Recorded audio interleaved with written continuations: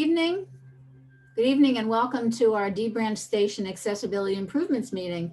We're going to wait a couple minutes to let people sign on and we'll get back and begin our presentation, which I hope you'll find very informative. We'll be talking about Waban, Eliot, Chestnut Hill, and Beaconsfield stations. So we'll wait 1 or 2 minutes and then we will kick off the presentation. Thanks for joining us tonight.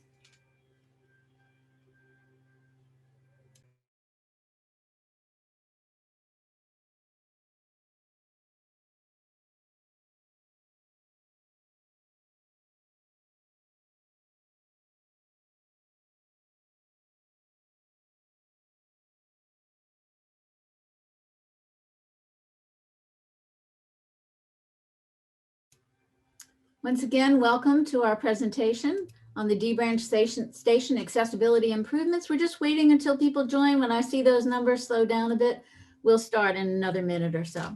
Thank you.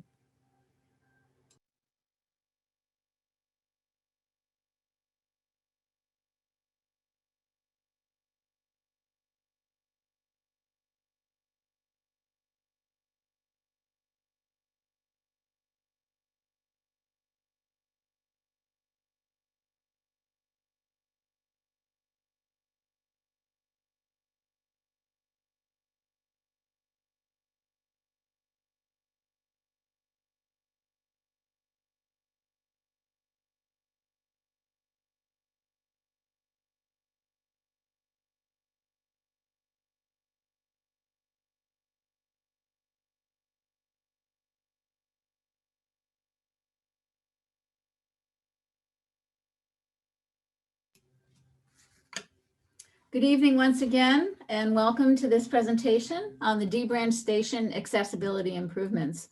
I have the pleasure of moderating the meeting this evening. We are recording the meeting because we post it online afterwards, and if you're signed up for our emails, you'll know when that's available, and you can let anyone else know who might be interested in watching the presentation.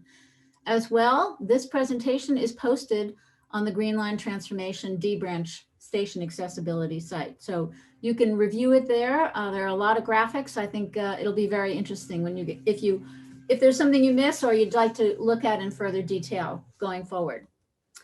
Go to the next slide and I can remind you how this Zoom meeting will work tonight.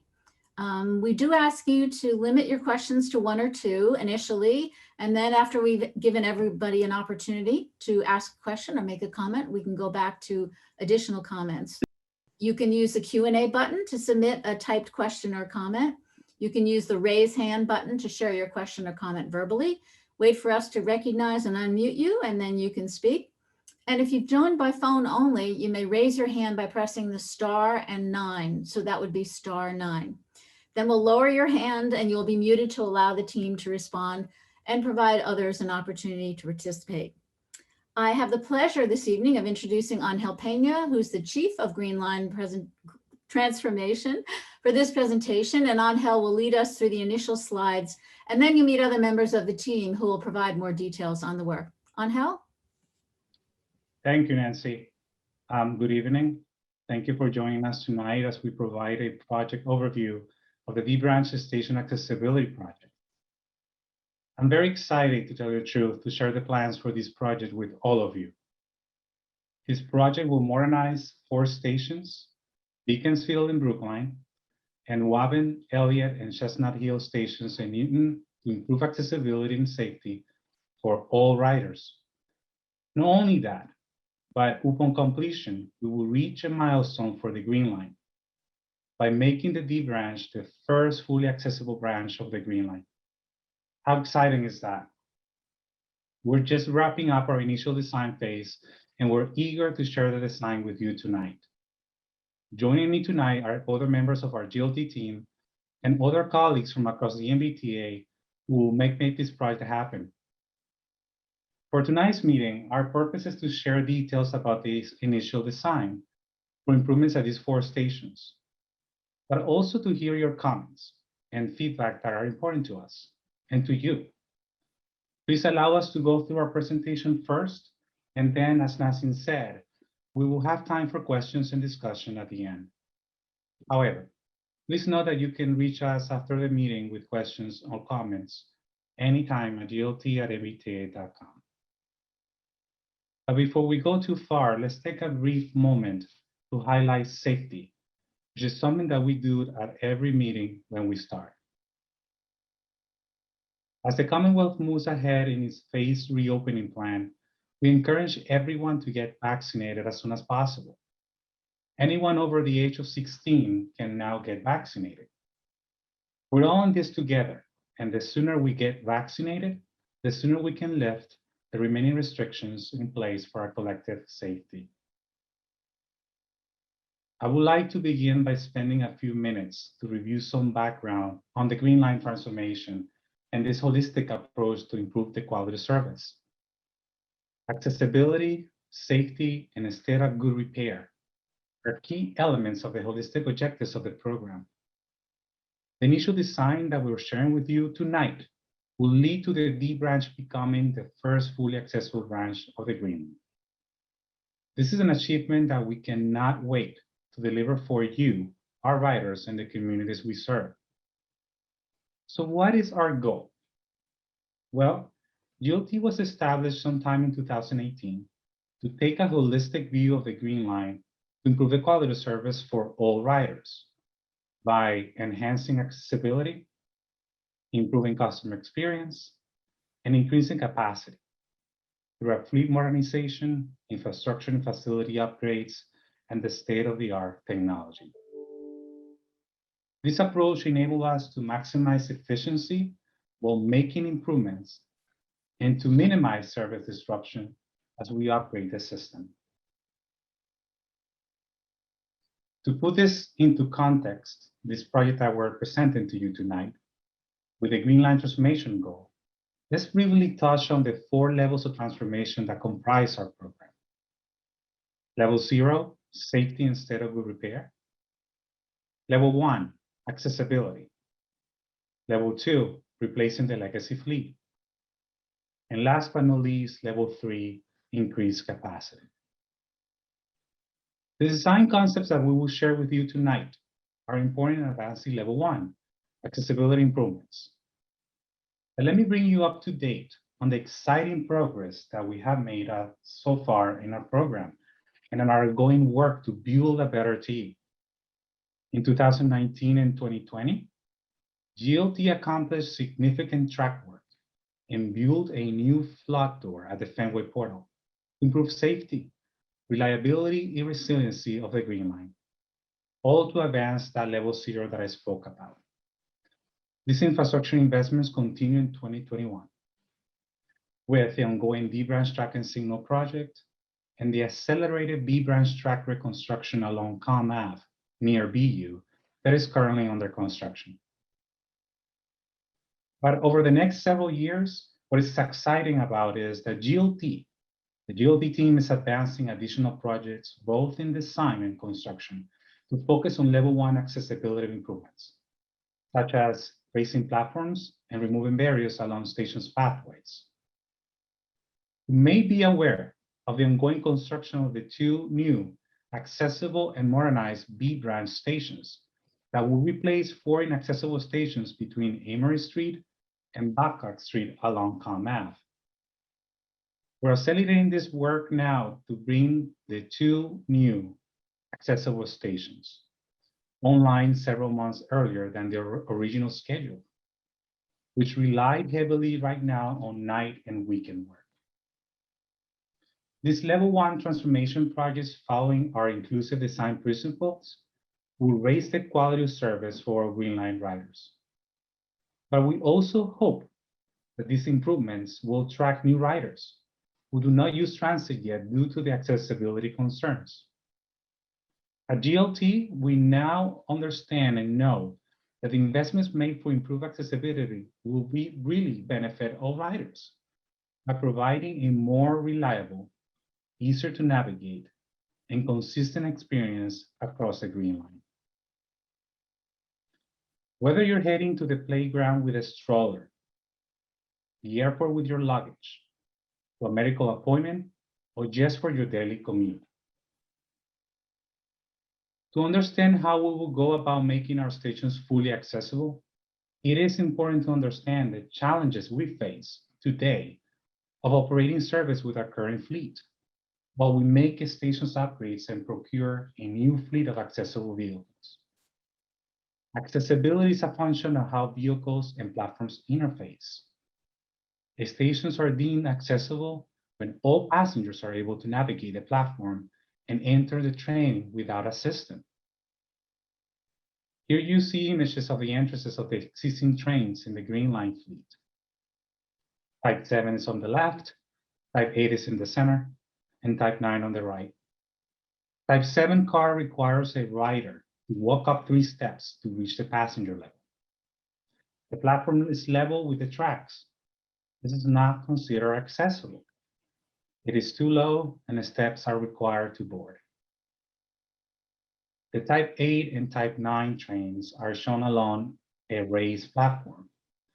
With the automatic bridge ramps deployed, passengers can navigate onto those trains. A Type 8 or Type 9 is now part of every train, so riders always have the option to board with a ramp. To help you to better understand these challenges that we are facing, let's watch this clip that discusses the train to platform interface. We will also introduce the idea of our Type 10 supercar that is now in procurement and why those trains must replace the existing fleet before we can raise platforms to achieve level boarding. The train-to-platform interface is perhaps the key feature that defines accessibility at our surface stations. Let's examine that interface. Up first, the Type 7, our oldest trains. Steps, high floors, and folding doors combine to limit accessibility under any platform height. Also, folding doors can't be opened out against a future 14-inch level boarding platform, so we'll retire the 7s before we fully elevate the platforms. Next up, the Type 8 train. Like the 7, this train also has folding doors. Unlike the 7, accessible boarding is possible with a bridging ramp along an 8-inch platform, but folding doors still mean retirement of the Type 8s. Type 9 train designs support level boarding. Sliding doors open above the train floor, avoiding a platform conflict. Accessible boarding is achievable at all platform heights. Finally, the supercars will offer all of the accessibility benefits of the Type 9 cars, as well as all-door boarding, plus increased capacity and enhanced technology.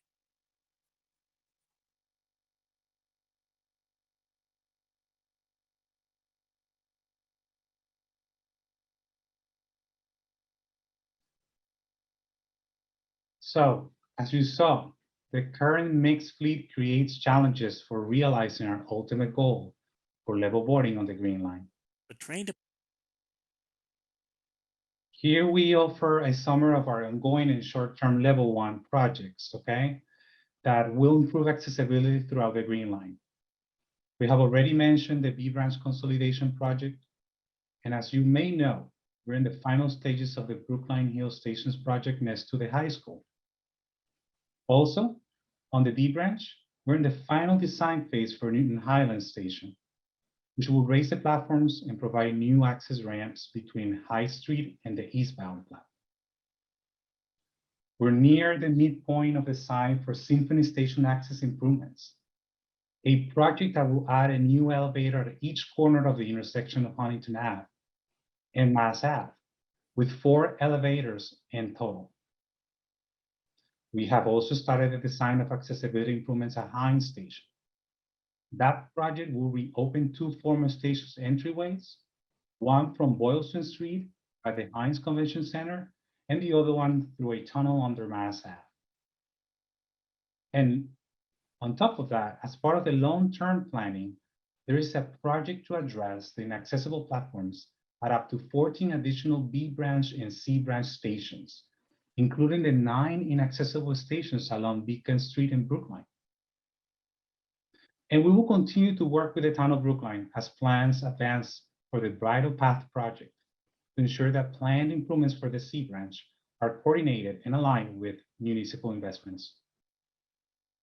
But in the long term, our plan is to retire the fleet of existing accessible Green Line cars and replace them with the supercar that you see as a rendering on the right. The supercars will be about 50% longer than the existing train cars and will allow for all door level boarding. After we receive the full fleet of supercars and retire all Type 7 and Type 8 cars, we'll be able to take our final measure to achieve full accessibility, further raising the platforms to become even with the train floor level. At this point, there will be no need for automatic bridge ramps or special assistance from the train motor person, creating a consistent and equitable rider experience for everyone. Supercar procurement is about accessibility, and it is a critical component necessary to achieve level and all-door boarding. The supercar vehicles are currently in the procurement phase, and we anticipate that they will be tested and rolled out across the Green Line over the next 5 to 10 years. We will now like to share with you another animation that shows the platform interfaces issues, as I described before, and shows the immediate benefits in making platforms improvements now, today, while we await the arrival of the supercars. Let's get a sense of the platform environment today, and then let's see how our project will improve conditions and what a future project will do to achieve our true goal of level boarding for all. As shown here, the station platform surfaces are level with the top of the tracks, well below the train floor. Customers must take a high step to enter or leave the train. This makes boarding and alighting very difficult for some and impossible for others without assistance. These riders must either step up or wait the driver to climb out to assist the passenger in the boarding process by engaging an external lift at the doors. After the passenger boards, the operator must disengage the assistive device and return to the operations cab before the train can continue on its journey. Slow boarding affects everyone, both those making the high step and those already aboard who suffer the related travel time delays. Our project takes a big step forward, pun intended. First, we'll raise the platform height by 8 inches. We'll also add a concrete edge beam with a bright yellow detectable panel to define the platform edge. Poorly defined edges at our low platform stations create an extra challenge for those who rely on touch and feel to move safely. Our project addresses this issue. Where the raised platform may create a fall hazard, we'll add a railing to the back edge.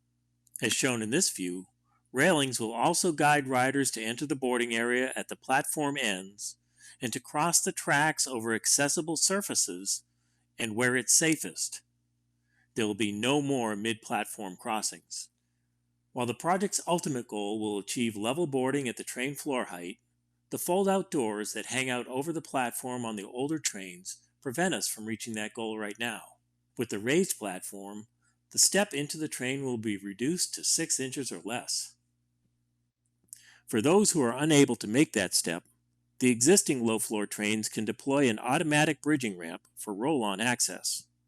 No waiting for a driver to get out to locate, deploy, and return a mobile lift. Of course, we are considering the future and what that might look like. Level boarding is our goal.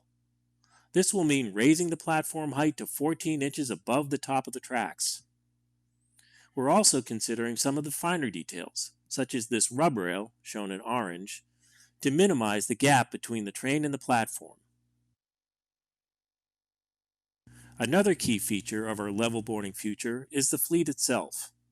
That fleet will be comprised entirely of the supercars, outfitted with sliding doors that can be opened without a structural conflict above the platform. The sliding doors will also open wider than the folding doors to further simplify boarding and alighting by all. All-door boarding, which will be possible under the future fare collection system in development, will complete a trifecta of boarding improvements with raised platforms and new trains to elevate everyone's experience.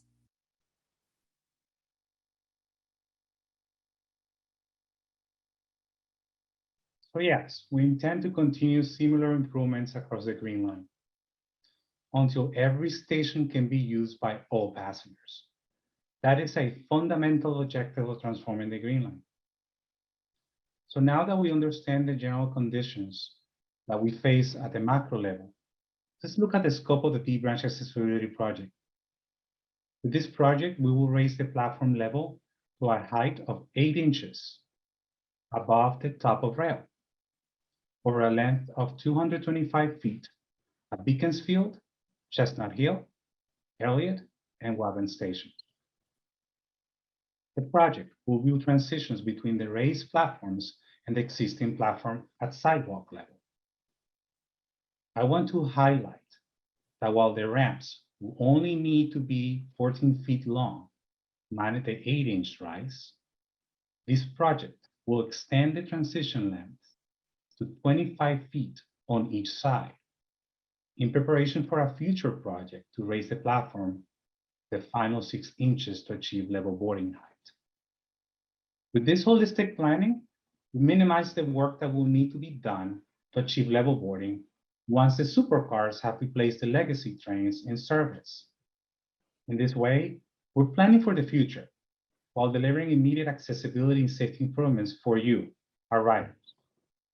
All platforms will be built with 2 accessible means of egress, 1 at each end, so that all passengers can approach the platform from either side. We will also improve the waiting experience by adding new benches that are easier to get in and out of the existing benches. Upgraded LED lighting will make it easier and safer for our customers to circulate between the platforms and public ways. A new public address system and new countdown signs will also enhance customer experience. Also, the project will rebuild the open-air bike rack at Beaconsfield with a concrete surface and a canopy to encourage more riders to arrive by bicycle or scooter if they please. This will match the existing cover racks at the Newton stations that we have right now. I would like to introduce our project team leaders, Senior Director Benjamin Friesen and Project Manager Sarah Magadan, to talk about GLT's accessibility and design goals to have guided the D-Branch Station initial design that we're presenting to you tonight. But also we have here tonight a team behind supporting this. We have also our GLT's Deputy Chief Desiree Patrice and our Senior Directors, Tamika Thibodeau and Kimberly Woolworth. Also, our Design Manager, Mark Sheman, and other colleagues from the MBTA. But Ben, why we don't start this and speak to us about the GLT's inclusive design principles?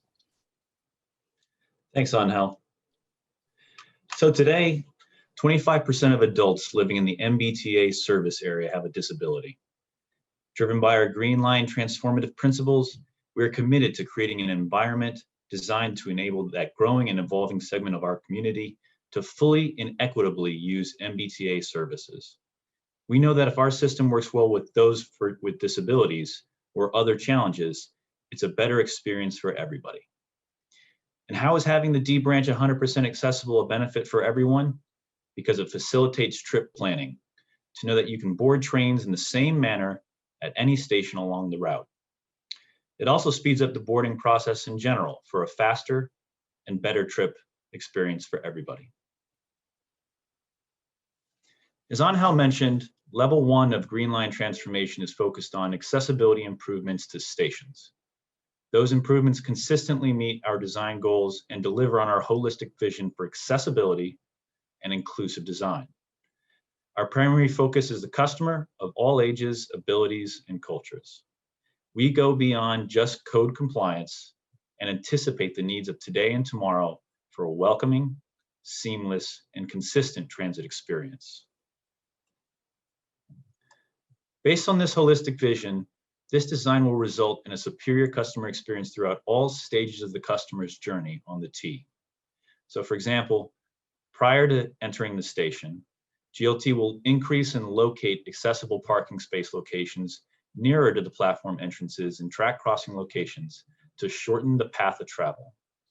Our design provides accessible egress points from opposite ends of the platform with additional wayfinding.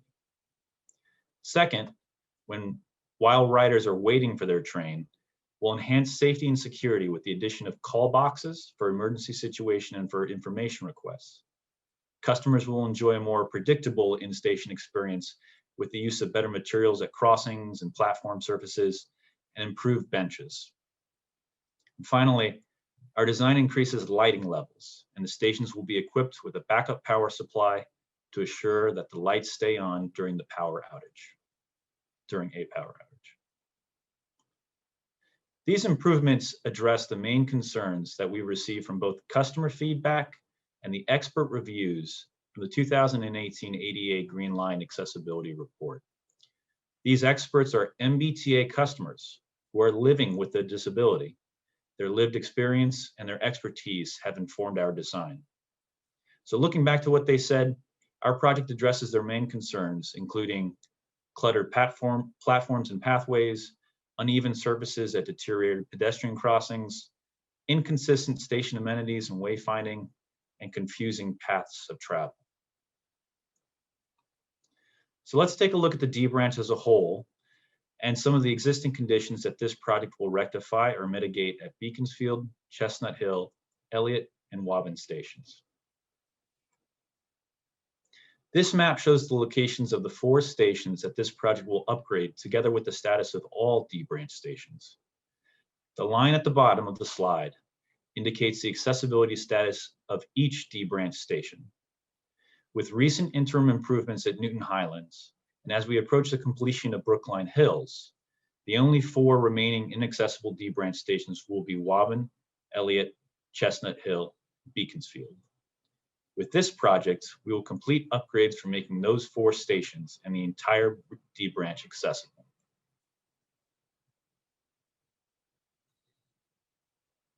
So this highlights some of the other existing conditions that our project will address. For example, the paved pedestrian crossing shown on the left side will be rebuilt using more durable rubber panels that will offer better traction and can be replaced when needed by laborers using just hand tools. Because we're raising the platforms, we'll also need to raise the existing shelters and the benches within the shelters. Station signs and light poles will also be raised. However, certain elements such as catenary poles, the power poles, must remain in place. So with that, Zara, could you take us through the preliminary designs of each of these 4 stations? Sure, thanks, Ben. My name is Zara Moghadam, and I'm the project manager for this exciting project. I will now take us through a series of slides that present the planned accessibility improvements. While I'll move through this a bit quickly, we'll be here to answer your questions after the presentation. So let's start with Chestnut Hill Station. Just to orient you to Chestnut Hill Station, it lies in a mostly residential neighborhood with both automobile and pedestrian access from Hammond Street and a paved path from Middlesex Street between the Longwood Tennis Club and the Bremer and May School. The station improvements at Chestnut Hill will include a new pathway along the east side of the parking lot between Hammond Street and the platform area.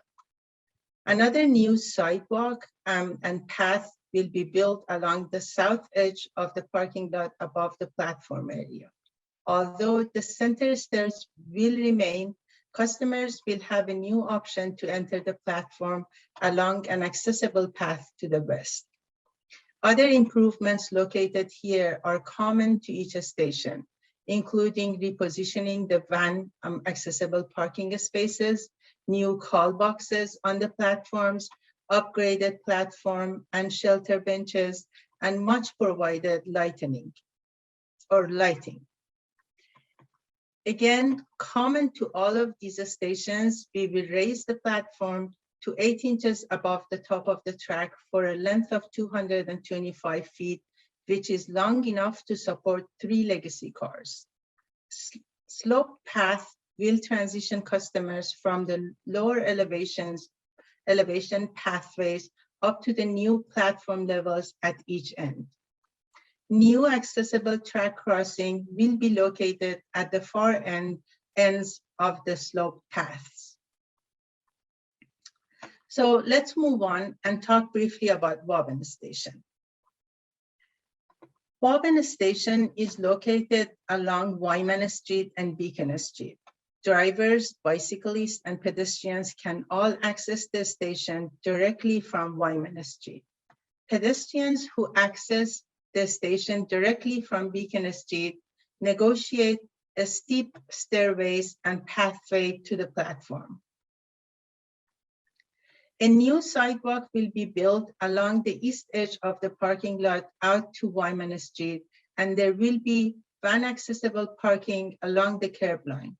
We'll improve the pathway on the west side to remove a pinch point near the bike rack that restricts passage. Platform improvements at Waban will be similar to those discussed at Chestnut Hill.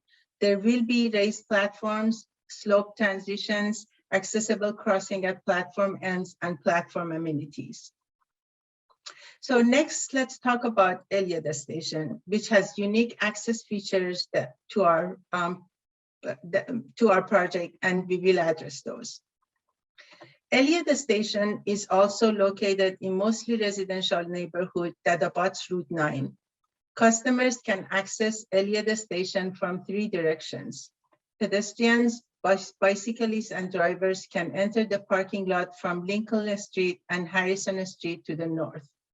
Pedestrians and bicyclists can also enter from Meredith Ave on the south, but cars cannot drive through.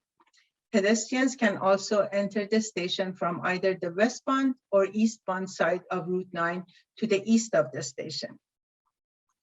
Pedestrians from Boylston Street westbound enter the platform area using a paved path leading to the westbound platform, or by using the stairs on the south side of the Route 9 bridge to arrive at the eastbound platform. Pedestrians from the Boylston Street eastbound can enter the station using an accessible ramp and pedestrian bridge crossing Route 9. So, like the other stations we've been discussing, the project will make accessible pathway, parking, and platform improvements with the Eliot Station area itself. We will also add a railing between the platform and the parking lot as was shown in the animation, due to the 1 foot height difference that will be created. So unique to Eliot Station, we'll be removing the scissor gates between Meredith Ave and the station to improve accessibility from the neighborhood.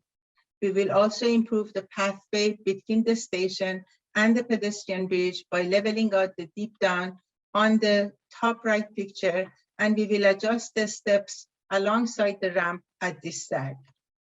And finally, we will remove the stair and foundation remnants along the eastbound pedestrian bridge entrance to clean up the site and remove a potential hazard. Moving to Beaconsfield Station, it also lies in a residential neighborhood. Automobile and pedestrian access is gained from Beaconsfield Road into the parking lot. Pedestrians also reach the station through a paved path from Clark Road and a stairway from Dean Road to the west.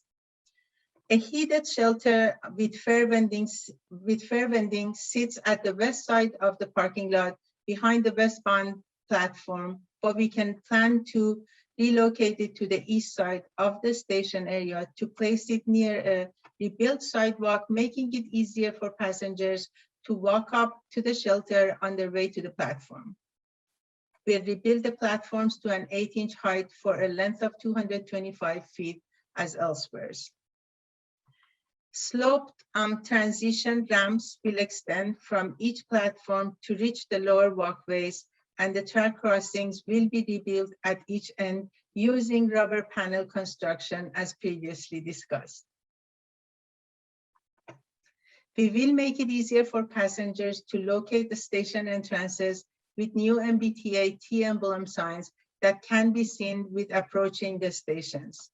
The parking lot will be restriped and will locate a properly signed and van accessible space near an upgraded sidewalk along the east side of the lot. As shown in red, each platform will have 2 independent means of accessible entry and exit from within the station area. As was mentioned, planned improvements along also include upgraded lighting throughout the station, making the platforms and pathways much better lit than at present. The waiting experience will be improved by replacing the old worn benches with the improved benches that we mentioned. And finally, an emergency call box will be added to the platform. So better signage will guide the train operators on where to stop. All eastbound trains toward Boston will be directed to stop in a position shy of the easterly track crossing. Westbound trains going to Riverside will be stopped so that the back end clears the easterly pedestrian crossing, but is closest to the parking lot and heated shelter. So this completes our overview of the planned station improvements. Now I'll turn it back to Ben to review how we'll build this project and when. Thanks, Sarah. So our plan is to use the phased approach so that train service remains operational during construction, with the exception of a handful of weekend diversions that may be needed. This slide shows that the construction will occur on one half of the platform, while train service operates on the other side.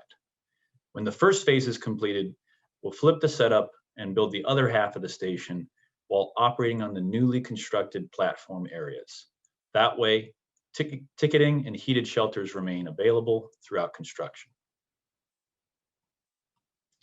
With regards to the project timeline, the timeline of construction for the 4 stations is targeted for mid-2022, so next year, to mid-2023. We currently expect that the stations will be constructed in a sequence instead of all at once. As to what we're doing right now, we're currently in the design phase, which is expected to be completed early next year. So with that, Angel, can you share our plans for continued engagement as the design advances? Sure. Well, through the design process and to project completion, we will continue to engage with you and the community and our writers to share project details and understand feedback or concerns. We plan to have another public meetings as the design progresses later this year. However, as I mentioned earlier, we're always welcome anybody to reach out to us anytime via glt@mbta.com. And I encourage you to sign up for our weekly email updates at mbta.com/GLT to keep up to date with all GLT projects. We want to hear from you and the communities that we're serving. So we appreciate that your firsthand experience right at the Green Line can provide us with important insights as we work to improve the overall quality of service for you. Again, thank you for joining us tonight. And with that, we're happy to take any feedback or questions that you perhaps might want to share. Nancy, could you remind everyone how to offer a comment? Absolutely. And on the screen, you will see, you can use the Q&A button, and I see we have some questions in there already. You can use the raised hand button to share your question or your comment, and we'll recognize you and unmute you. And if you're on the phone and you'd like to raise your hand, you can press *9. Before we get into the conversation, I'd like to see if the elected officials who are on the line, who are with us tonight, would like to make any comments. And I saw early in the meeting, Representative Balzer. Would you raise your hand, Representative, if you'd like to make a comment or ask a question?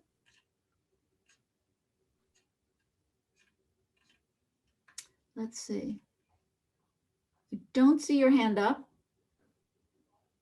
but I can come back to you shortly if you're just having a hard time finding that. I see Representative Vitolo, who has his hand raised. Emily, could you unmute Representative? Nancy, you Yes. can hear me. That's great. Yeah, I can hear you. This is Representative Tommy Vitolo. I want to thank you, and I want to thank Angel for your leadership on this and so many other Green Line projects. You came into a situation where there was a lot of work to get done and difficult circumstances to do it, and it's really been it's been a transformation, and I'm grateful for it. Last time we spoke, I expressed concern about essentially desire lines from parking lots and from pedestrian access to the platform. And I want to just sort of think through that again. If it's possible, can we bring up the Chestnut Hill Station platform plan slide? And that would help me sort of show you what I'm thinking about. Yeah, so I want to highlight right in the middle there, instead of having a parking spot, there's a place that folks can walk to or roll to, the ramps and the staircase from the middle of the parking lot, right? And then folks who are able to can use the stairs and enter the platform at the middle.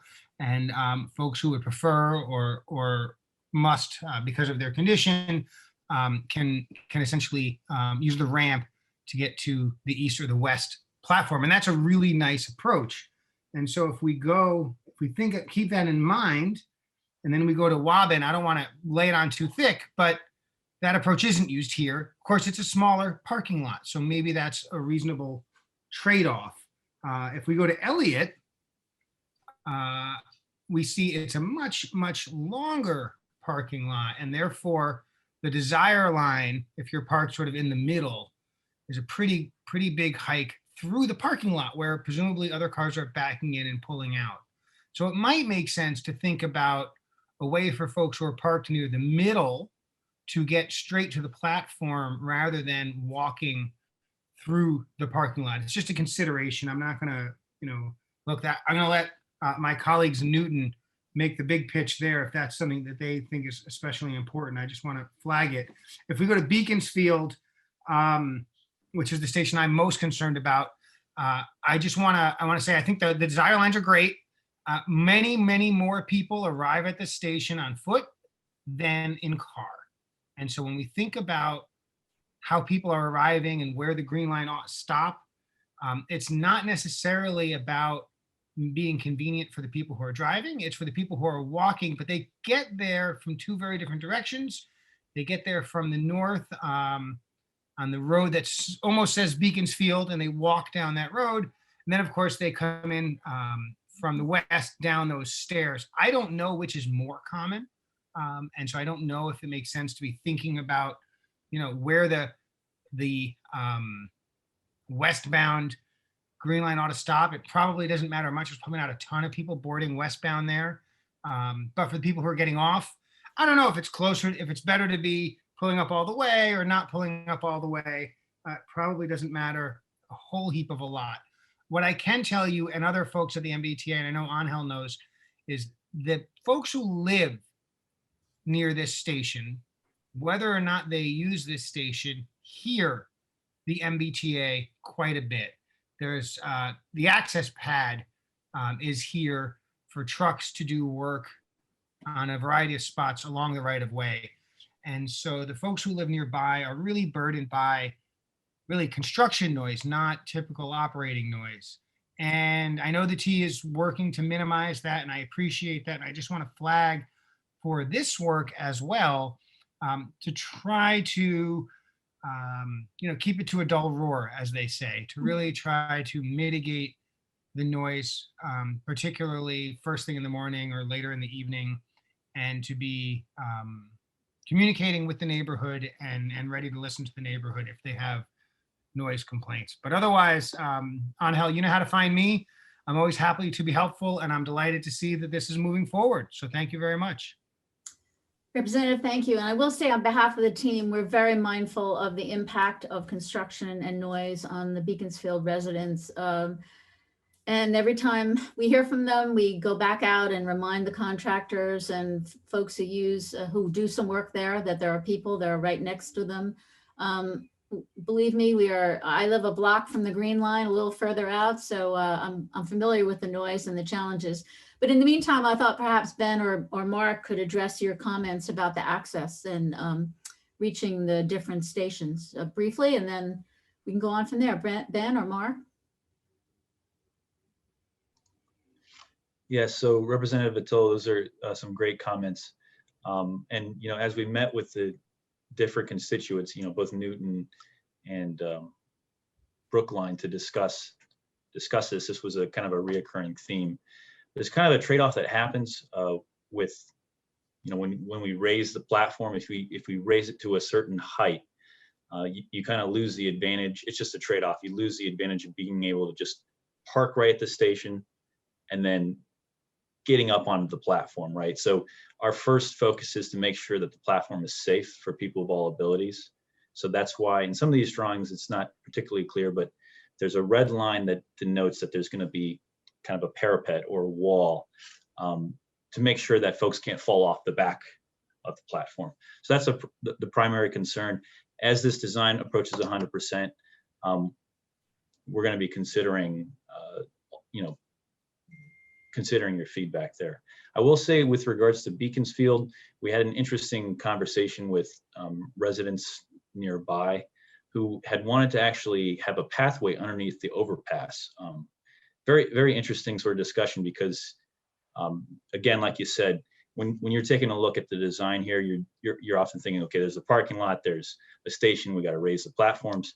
But a lot of people are coming from that, Waldstein playground and the tennis courts and the baseball fields, and they want to walk underneath Dean Road there. So that was some interesting feedback, just seeing how pedestrians kind of move to the station and not making sure that we don't make the wrong assumptions before finalizing this design.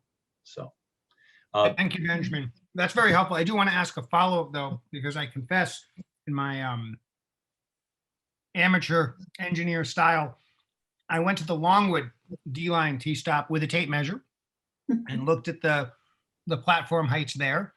And they are what I imagine to be approximately we're talking about here. And Longwood, as I'm sure you know, has parking configuration much like Beaconsfield or these other, where folks can pull directly into where that platform is. And there's no fence there. In fact, it's sort of a double reveal. There's like the initial curb and then there's a second curb.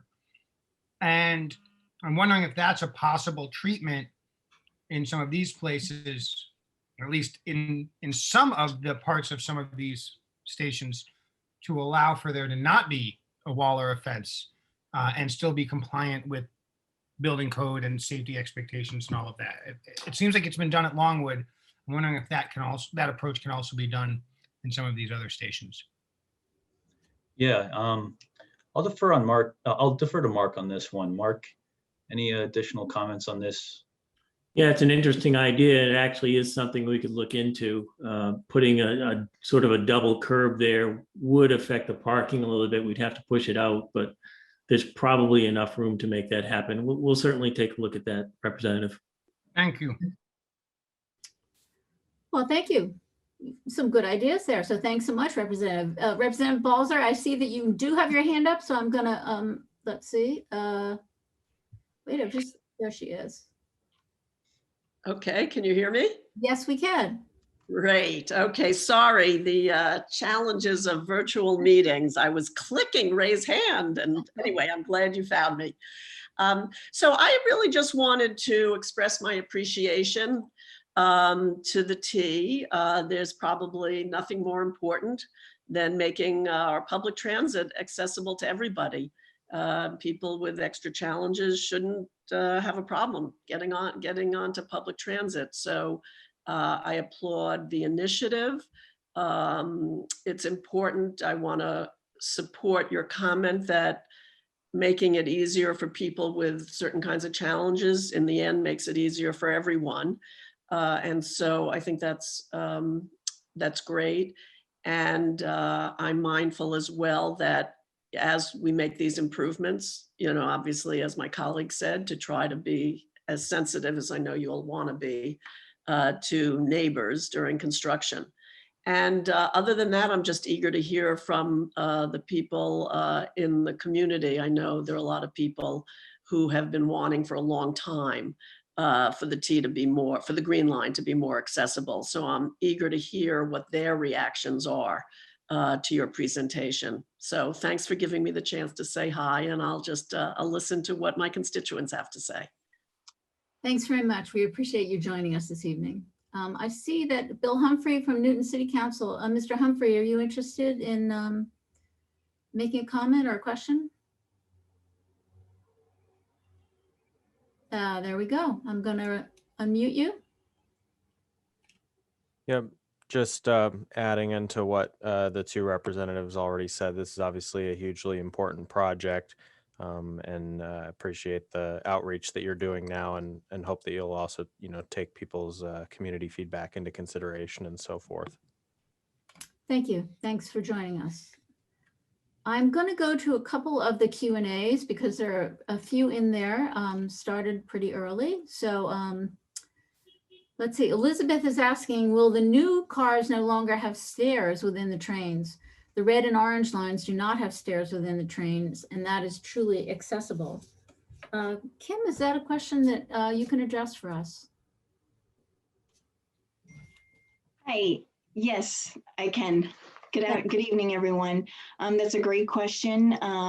Right now, the Type 10 is a concept.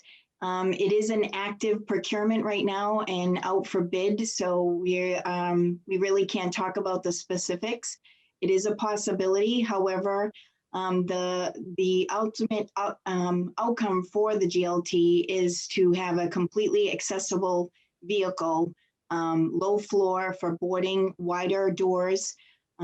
So hopefully that can answer your question. It is tough to discuss something that isn't an active procurement right now.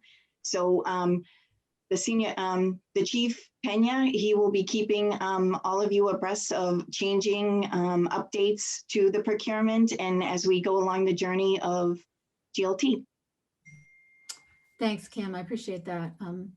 Abby Swain. Abby, I know you're from the Brookline Transit Committee. Abby asks, how do the automatic deploying ramps activate? Does the user press a button? Mark, can you address that question? That was in the video graphic. Yeah, they are automatic plates, but they do require a motorman. Actually, I think Kim might be, or Kim or Tamika might be better suited to answer this question, though. Oh, yeah, that's a good question. So for safety reasons, for if you need the bridge plate, you need to go to the operator and they will assist. The reason why they're automatic, unlike on the heavy rail side, the bridge plate is manual, so it's actually on the wall stored and the operator has to get off, walk over to the wall unsecure, where on the green line, type 8 and type 9, it comes automatically from the train, underneath the train onto the platform. So that's why it's automatic, but you need assistance from the operator to use it. Thanks, Tamika. Robert Solomon has a question about what happened with Newton Highlands. I think he was involved with the ADA design of the station and believes that 2 years ago it was near 100% design and construction was planned to be completed. It's clearly taken a little bit longer than that. So it looks like Mr. Solomon would like to know what happened. And I think Desiree, you might be prepared to answer this question.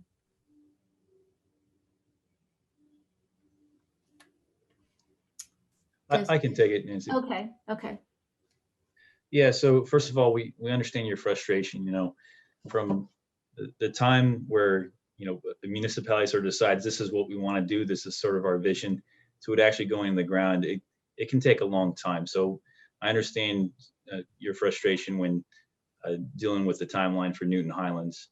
What I can speak to is what we've done as a program, GLT, in the past 2 years at Newton Highlands, and sort of the timeline going forward. I know we don't have any slides here, but why don't we actually go to slide 20, which puts it into perspective.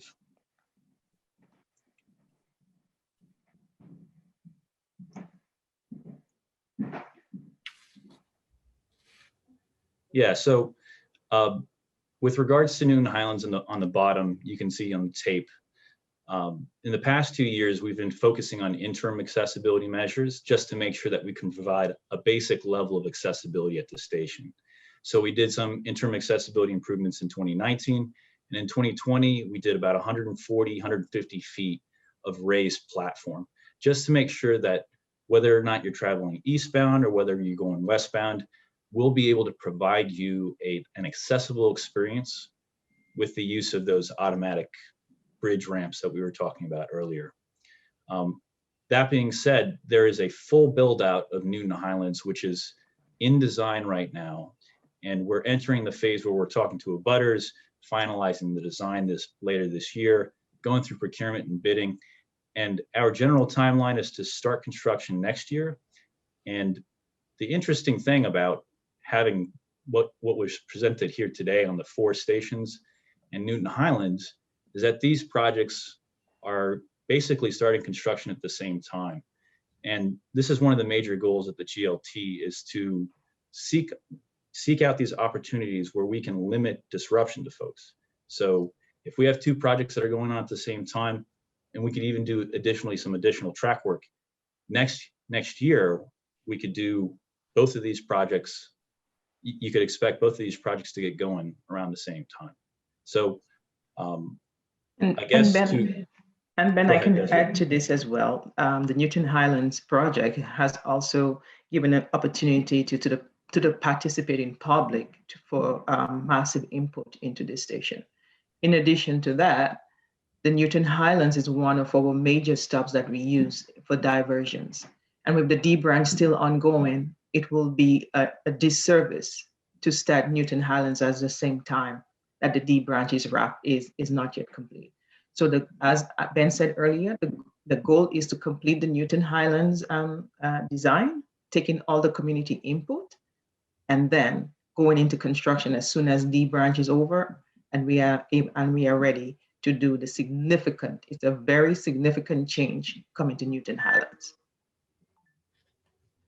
Thank you both. I appreciate that. Let's see. There's a question about why not focus on getting to full accessibility faster? I think we addressed that a little bit in the presentation and in comments, but then the second part is a supercar, not just a normal car on the red and orange line. So Ben, can you comment on the not getting to full accessibility faster? We did, but let's go at it again. Yes, and the chief strategy of the GLT is to produce accessibility improvements now, to get started on this issue now, because the accessibility community has been made promises over many years now, and our chief focus is to produce. We have a lot of long-term plans that we'd like to put into effect, but what can we do now to improve the accessibility experience for our customers? So the general plan is, again, we're going to be doing accessibility improvements in preparation for the supercar, but the supercar itself is a procurement that will take a number of years. Once the supercar starts entering the system, we can then go to the second stage to basically achieve our final vision for a fully accessible 14-inch platforms across the system. Thank you, Ben.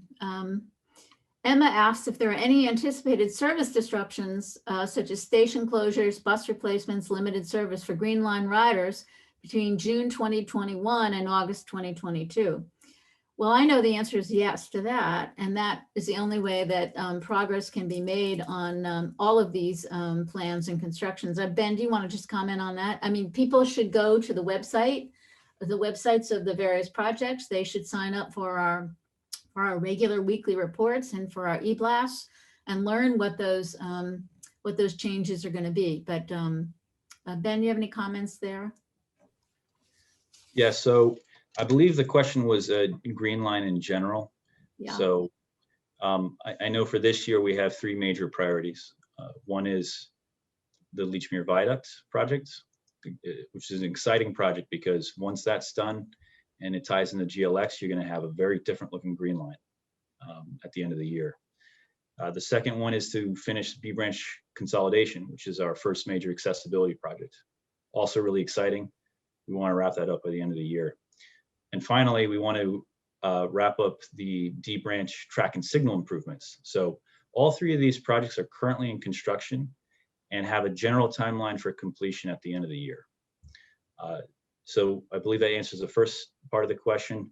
Then, of course, I think the residents of Newton and Brookline are used to this.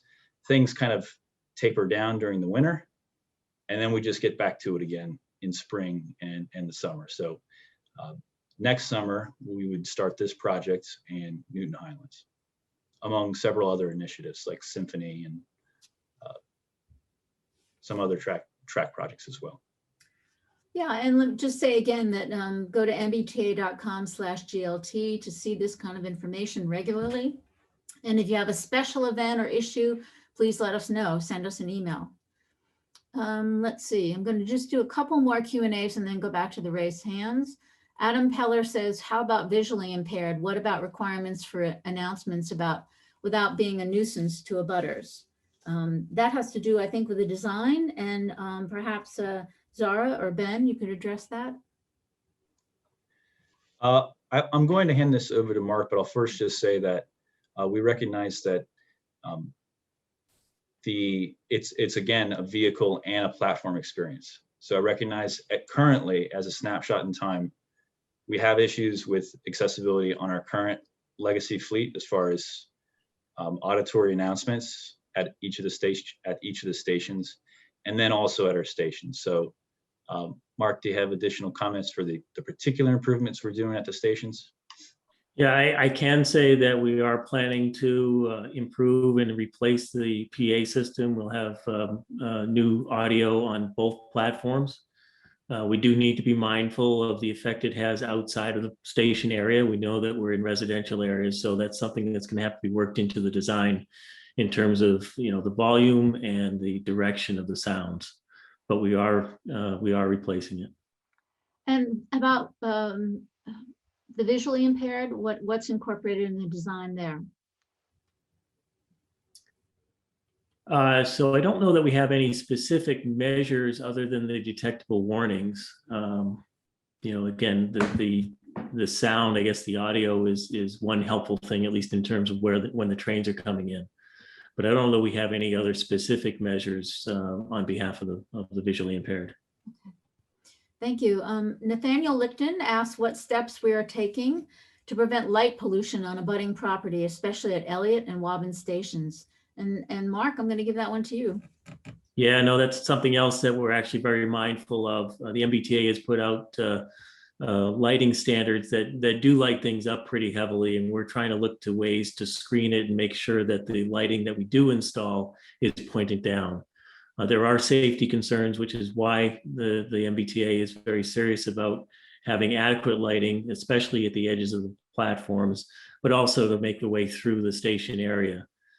So it's a trade-off that we're going to have to make. We are, again, mindful of that issue, and there's, you know, still to be more to be designed on that fact. Okay, thank you. Andrea Downs says she's a city councilor for the wards near Eliot and Waban, and she agrees with Representative Vitolo on mid-platform access. And let's see, Bill Humphrey adds again regarding Waban Station and Representative Vitolo's point, the platform is below the level of the parking lot and has a retaining wall, which some people just climb over.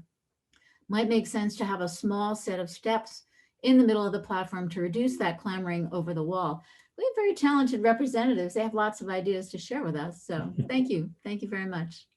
I'm going to go back to hands up. Just a moment, please. And let's see. I'm going to ask people who recognize people who haven't asked a question yet. I think that would include, let's see, Ala Margolina.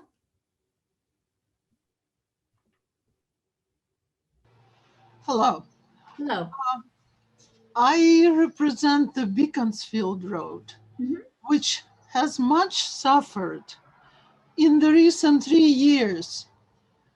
Many residents completely lost sleep because of what you are doing. You are very excited about this.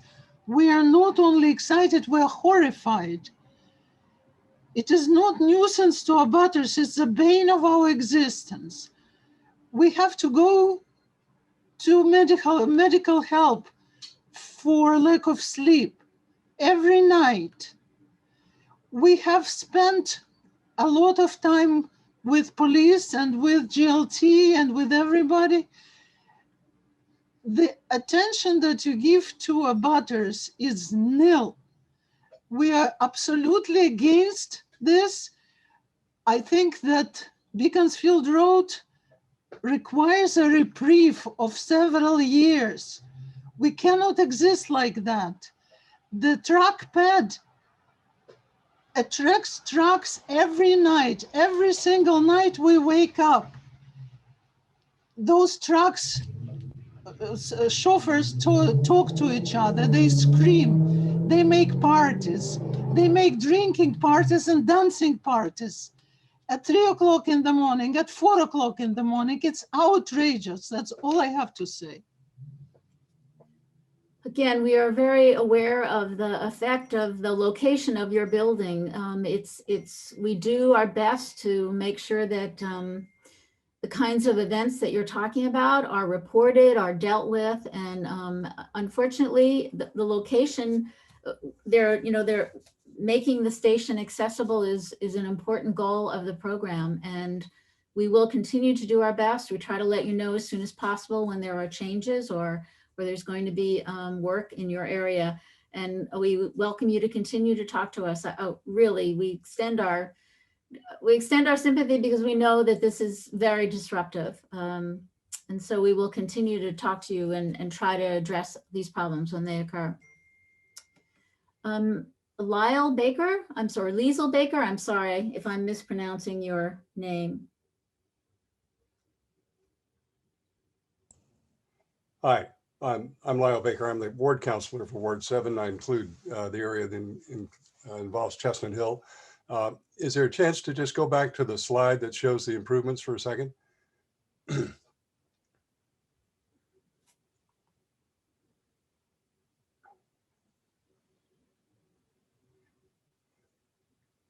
So I think that the point I just want to make is that what is apparent on the path is a new walkway up to Hammond Street.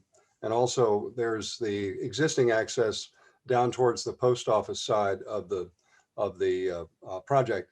The drainage issues along that whole right-hand corridor have been a challenge for a long time because of the degree to which the water undercuts the parking lot. So I hope that as part of the design work, there can be some consideration about how that drainage problem can be managed more successfully. So I just wanted to raise that because it's something I've seen, especially in inclement weather and in the winter. So that's it. Thanks. Thanks very much. We'll definitely take that under advisement and take a look at it. Thank you. Let's see. I'm sorry, but Surden N, how's that? Hold on, I just unmuted myself. Thank you very much. This is Surgeon Adelkovich, Newton Highlands, member of the Newton Highlands Neighborhood Area Council, and an abutter to the Eliot T Station. My house is on your pictures there, but next to the parking lot. My wife and I bought the house in 1994 because it was 80 paces away from the platform, and we could take the T to go to Longwood and elsewhere. I just want to make 3 comments and offer 3 suggestions. One is to echo the comments that many have made, Councillor Vitolo and others, about desire lines and access. And in particular, the Eliot Station, which you have right there, rather than a fence, if it could be some type of a parapet that provides safety so that people don't fall off the platform, but without the visual image and presence of a chain link fence, I think that would be highly desirable, similar to what, as someone said before, we have over in Waban and over at Longwood, where a small raised parapet or wall separates the platform from the parking lot. And then also to provide 1 or 2 places in the middle of that fencing to allow people who park there, or people like myself who walk, to the platform, to allow us to be able to take a shortcut basically and get to the platform without having to go all the way front and back along that platform to get to our desired destination. So those are 2 suggestions. Remove the fence, put a small barrier, parapet, whatever you want to call it, whatever it is, 16 inches, 18 inches, whatever it has to be, so that people don't fall off the platform, and provide some accessibility for people who either park right there or people like myself who want to walk across and get to the platform. Second comment is about the type 10s. So I know we're very early in the process, but I can tell you a lot of people, I witnessed it myself, will not go on the Type 8s or Type 9s. The cars are very uncomfortable. The Type 9s are specifically very uncomfortable. The seats are very small. Some people don't like to be looking at each other. They want to look out the window, and they go to the Type 7s because the seats are forward facing or backward facing rather than facing interior inside the car. They can look out. It's one of the reasons some people enjoy riding transit, because they can sit there and daydream and look out the window. And so as your process for Type 10s goes forward, I hope that you'll consider having at least some of those cars which have forward facing seats. And in some transit lines that I've ridden, they have seats that you can alter. You can make them forward facing or rear facing just by moving the back of the seat. And I'm thinking of Flexity Bombardier cars that I've taken, streetcars in Europe and in Toronto and elsewhere, where you have forward facing seats and not all the seats facing each other.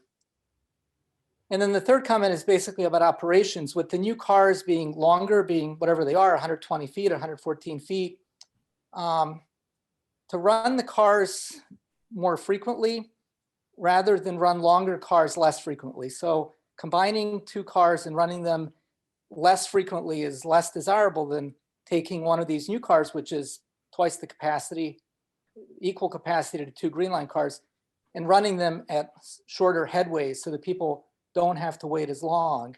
I think that will increase ridership. It'll increase desirability of the T rather than having to wait for a very long car, which may or may not be full, may be partly empty or mostly empty at some times. So thank you for listening and for considering those. Thank you very much. I tend to be a reading rider, and I've ridden past my stop on many occasions, so I can understand that there are different kinds of preferences for riding. So thank you for sharing those and for your other ideas. I appreciate it. Thank you. Sorry, let's see who's, let's see. I think, let me look at another hand up.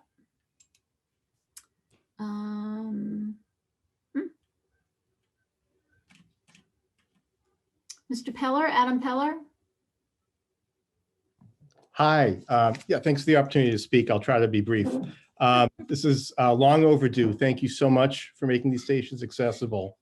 I'll just point out in the Newton Highlands design, there were a lot of unwanted elements, such as canopies, over ramps, a greatly escalated cost from $4 million to $30 million. And I noticed that the standard being used at this station is 2 egress points without canopies. So I just wanted to point out that inconsistency. I know the area council has been critical of some of those unneeded elements. We'd much rather see those dollars being spent on accessibility projects elsewhere, including the commuter rail stations in Newton. Also, I wanted to ask about the Eliot station design, if you could bring that up.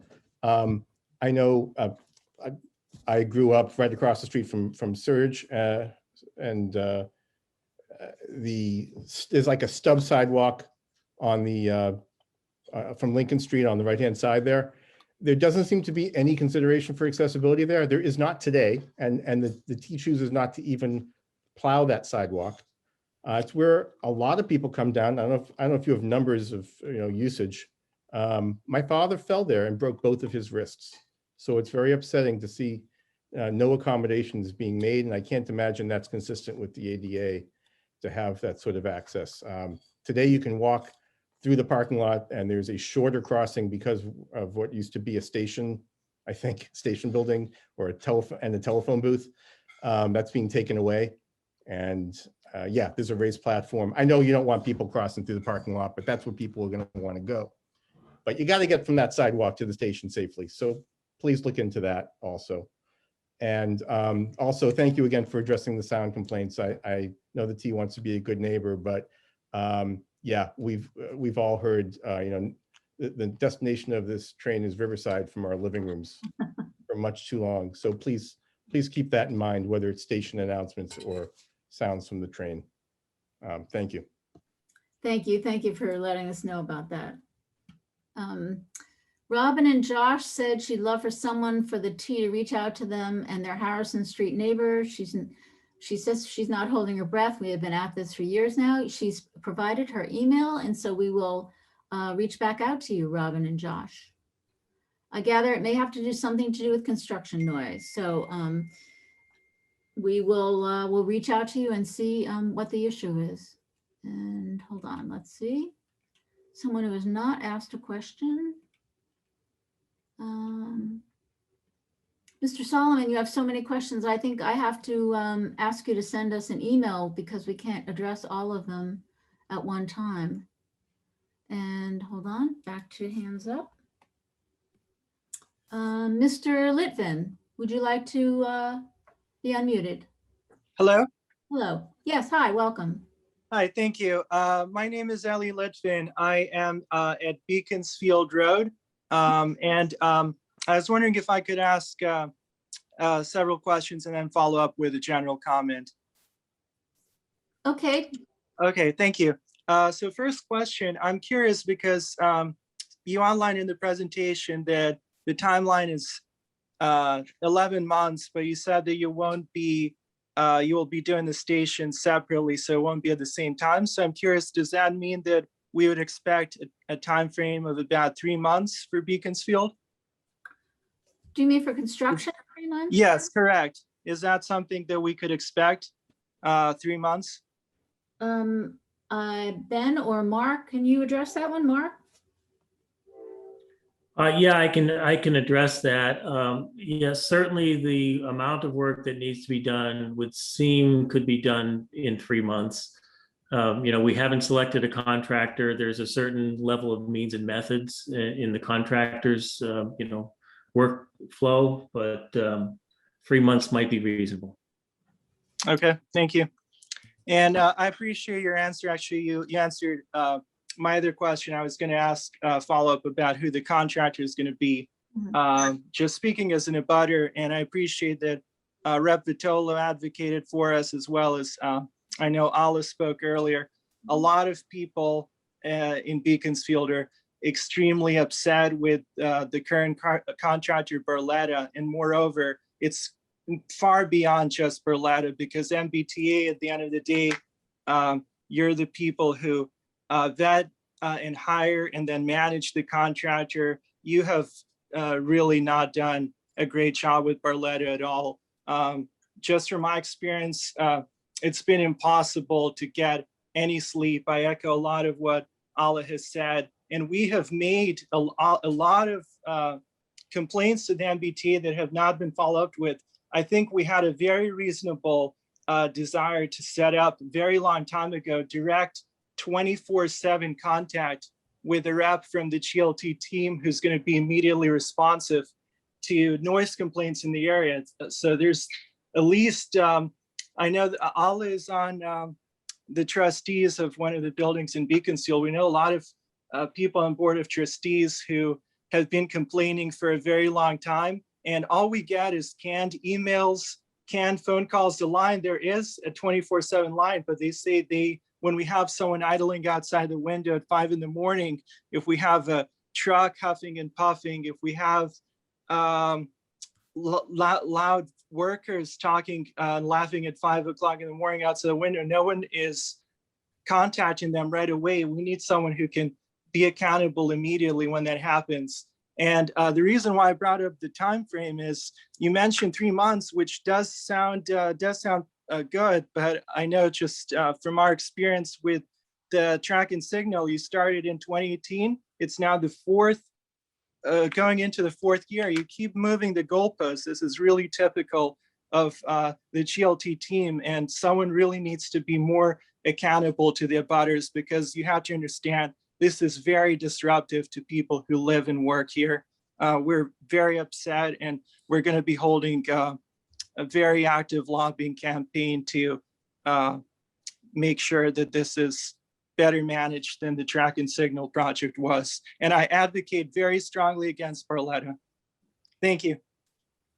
Mr. Litwin, I will say that it's not always Barletta who's there, but I know that they have actually moved their work on occasion to give you a break, and that I know perhaps Tamika wants to weigh in and make some comments on this. So yes, GLT is definitely aware of some of the construction noise that is going on in Beaconsfield, and we take this very seriously. And we do try to answer your complaints as quickly as possible. And we definitely understand all the construction noise. And we have made a lot of accommodations for the noise complaints and been working with, and that's why we send out the newsletters and the update emails to let you know that when the construction is happening. We will continue to talk to our contractors. We actually have another team of quality assurance that go out and they actually monitor the area. And I actually receive phone calls at midnight when the contractor is not doing what they're supposed to be doing, and we address it right then. So we will continue to address these concerns. Your complaints are not going unheard, and unfortunately, there's a lot of construction going on, not just the track and signal project, but we have other projects that are going on in this area, and Beaconsfield truck pad is used for MBTA along with other construction projects. So I do apologize, GLT apologizes, we'll continue to make this work, and our goal is to have this project done for the track and signal by September of this year. That's our goal. Thank you, Tamika. We have a question from Andre Downs. Can we restore the stairs at the Boylston Street Bridge, Eliot Station, on the eastbound side of Boylston?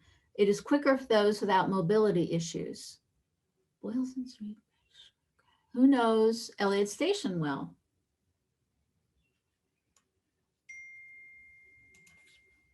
Mark, is that? Sorry. Yeah, I was unmuted. Sorry about that. Yeah, let me Thank get there. Thank you. Yeah.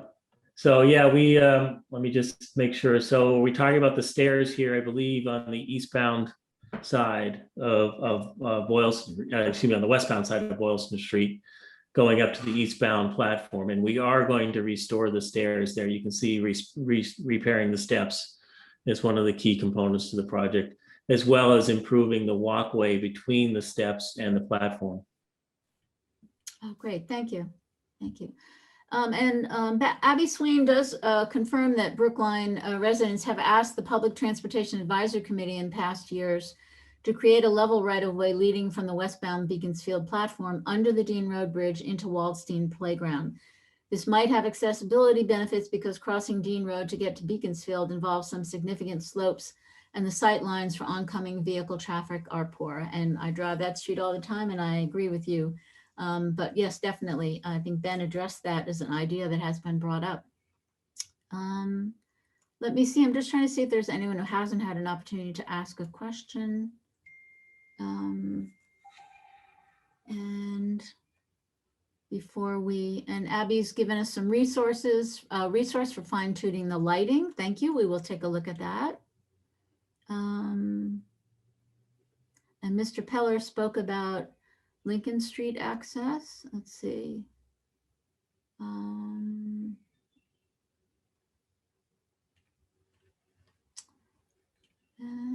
all right, let me look at hands up.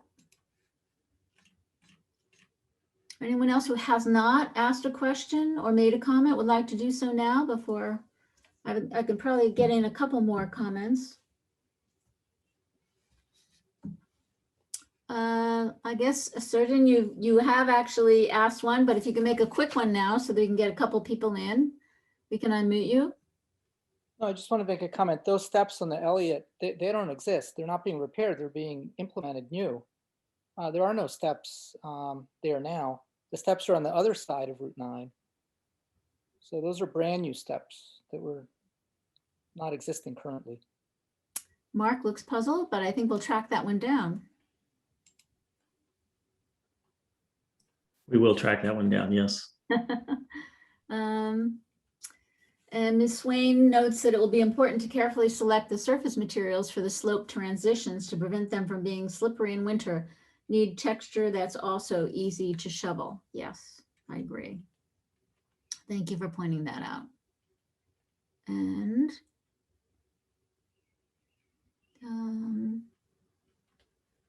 let's see. Mark, I think you've just, thank you. Mr. Solomon points out that what we've done at Newton Highlands was temporary. Yes, we did address that. Okay. Emily, do you see any new questions? Yep, looks like Matt Crawford just sent in a question. Oh, all right. Hold on, let me go back.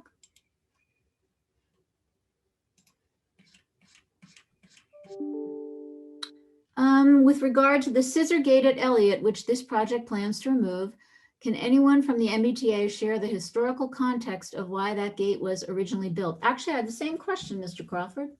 Does anybody know why the scissor gate is there?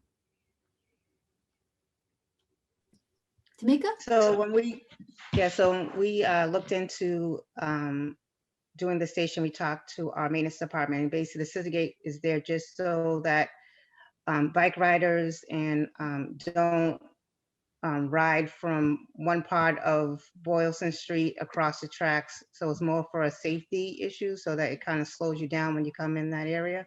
So we'll make sure we still have some kind of safety feature in there, but it was built for safety. Okay, great. Thank you.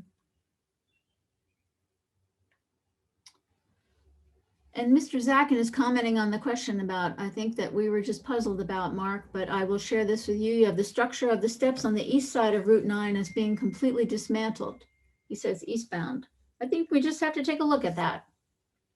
And Eastbound is dismantled. I think I misspoke. It's on the westbound side that I was pointing the stairs, and I'll still investigate it, but we are definitely demolishing the remnant of the stairs on the eastbound side. All right, great. That's great. Thank you. And Nancy, looks like we have a new hand up. all right, thank you. And that is Elizabeth. Elizabeth?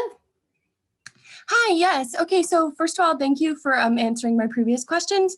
My name's Elizabeth Stockwell. I'm from Newton. I live by the Newton Center T-Stop, and I'm a community organizer, and I strongly believe in building productive and innovative partnerships, because obviously we have so much talent, innovative thinkers, people who are focused on the future in terms of the climate crisis, and really making sure that the Green Line is going to be, a long-standing and, climate resilient as well. So I was just gonna ask, like, are you building any partnerships with like the city of Boston or like with the city of Newton in terms of, improving if there could be like green infrastructure, or I know I'm in touch with your team, but I just wanted to bring this point up at this meeting, just so that, I could just see if that's a consideration, because we are in this climate crisis, and